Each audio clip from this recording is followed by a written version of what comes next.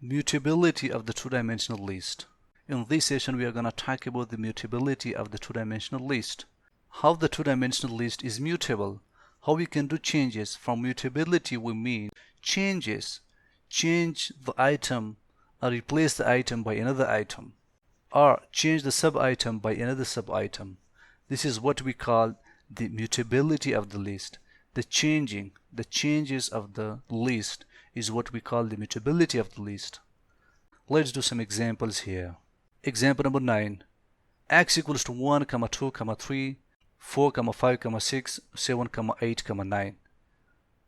X of 0 index of 2 index equals to 12. Take the print of x of 0 of 2, you will get 12 in the output. Look, my given two-dimensional list is this, which has been identified with the identifier x, or with the variable x. It is a placeholder which keeps this whole information from here up to here in the computer memory. So to access this information, we are going to call to this tag, to this identifier, to this variable.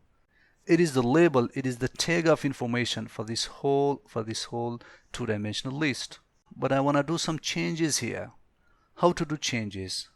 If I take x of 0 index, we already know that the very first index number is for this or all element, for this whole element, or for this whole element, or for this one. So at 0 index, exactly at 0 index value, we have the very first element, which is from here up to here. It is the very first element. At the second index number, which is 2, we have this 3. We have this 3, like 0, 1, 2. 0, 1, 2. So at index 2, we have this 3. But now, if I make this equals to any value, it can be any number. This value, this number, this value, which is at index 2, will be replaced by this new value, So we are going to replace 3 by 12 now. If you put 12 here, it will be replaced by 12. If you put 10 here, it will be replaced by 10. So when I take the print of x of 0 of 2, I will get 12 in the output. Because remember, now this 3 is no more 3 here. We already replaced this 3 at index 2 by the 12. So for the 3, my new number will be 12. Therefore, when I take the print of x of 0 of 2 at index 2 here, I will have 12 now. Therefore, it returns 12 because I have changed it here. That's what we call it mutability. Mutability of the two-dimensional list. To change something here. This process, this phenomena is what we call mutability of the two-dimensional list. I repeat it again. The very first index number is for this or all element from here up to here. The second index number is for this individual sub-item inside this list, which are 1, 2, and 3. Now exactly at 0 index, we have this very first item from here up to here. Exactly at index 2, we have this third sub-item, 0, 1, 2. So at this 2 index, we have 3. Now, if I make it equals to 12, it means that this 3 is no more 3 here.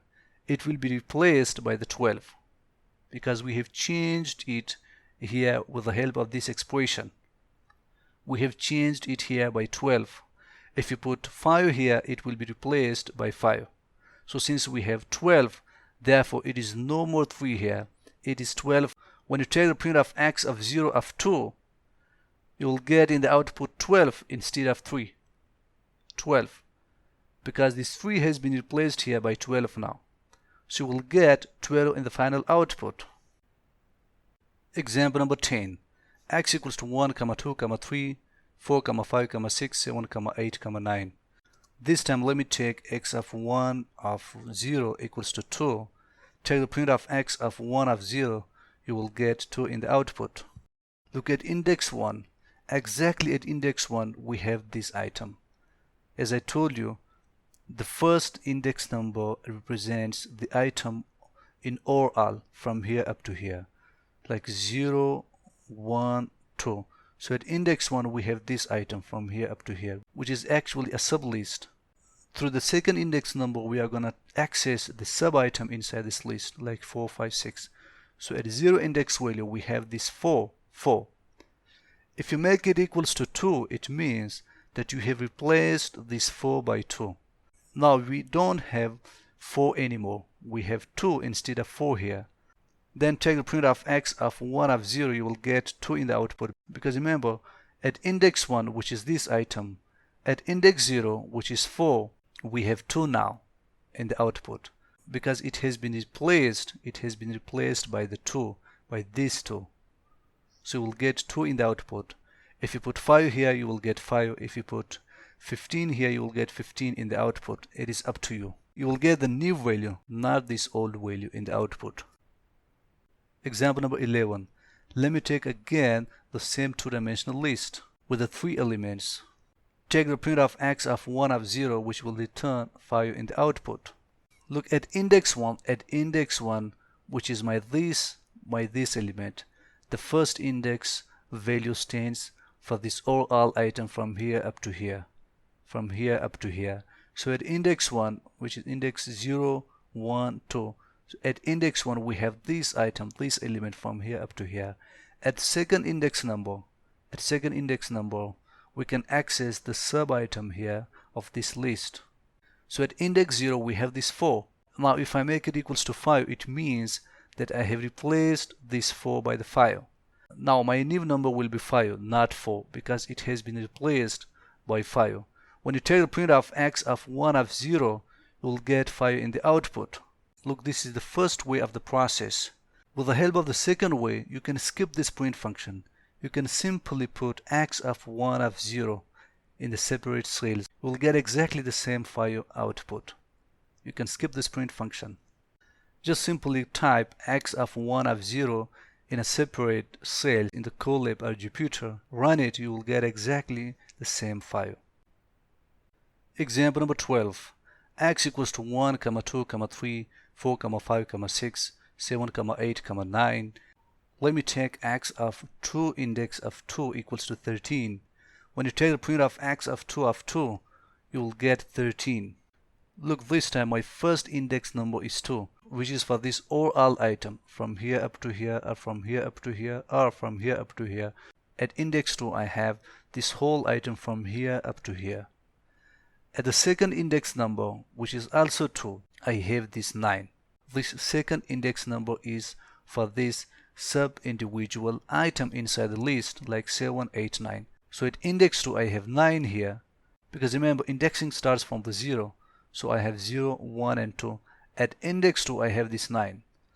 Now, when you make it equals to 13, which means that this 9 has been replaced by 13.